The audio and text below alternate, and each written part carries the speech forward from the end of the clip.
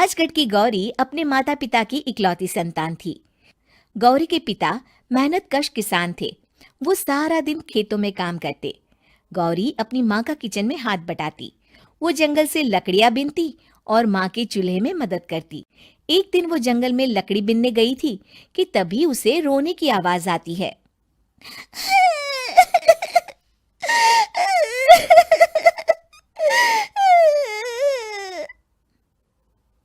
अरे, यहाँ कौन रो रहा है? इस जंगल में भला किसी के रोने की आवाज? जरूर कोई जंगल में फंस गया होगा।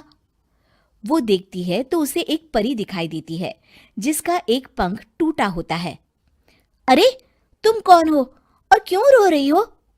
मैं परीलोक की रानी हूँ। पृथ्वीलोक में घूमने आई थी, लेकिन देखो ना, मेरे पंख ही टूट गए। अब मैं कैसे उड़ान भरूंगी?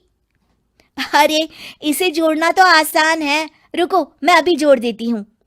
ये कहकर गौरी लकड़ी और रस्सी की सहायता से पंखों को जोड़ देती है।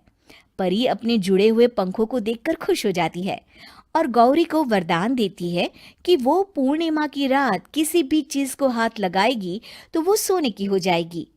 लेकिन लेकिन गलती से अगर उसने किसी इंसान को छू लिया तो वो अगली पूर्णिमा तक सोने का ही रहेगा। गौरी घर आती है और सारी बात अपने माता पिता को बताती है। गौरी की माँ उसे कहती है, तू भी ना गौरी, सारा दिन परियों की कहानियां पढ़कर स्वप्न लोक में ही रहती है। नहीं माँ, मैं सच बोल रही हूँ। देखो, आज पूर्णिमा की रात है ना, इसलिए डर के मारे मैं कोई सामान भी नहीं छू रही हूँ। अच्छा, ऐसी बात है बिटिया रानी, तो जरा इस घड़े को हाथ लगा दे।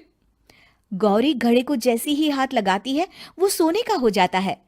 गौरी के माता पिता घड़े को देखकर हैरान रह जाते हैं। अगले दिन गौरी के पिता उस घड़े को सुनार के पास बेचने जाते हैं तो रास्ते में उन्हें कंचा काकी मिलती है। वो सोने का घड़ा देखकर गौरी के पिता से पूछती है, अरे गौरी के बापू, ये पीतल तो बड़ा चमक रहा है। अरे काकी, ये पीतल नहीं, सोना है, सोना। बेचने ले जा रहा हूँ। अरे, कहीं कोई लॉटरी लग गई है क्या? इतना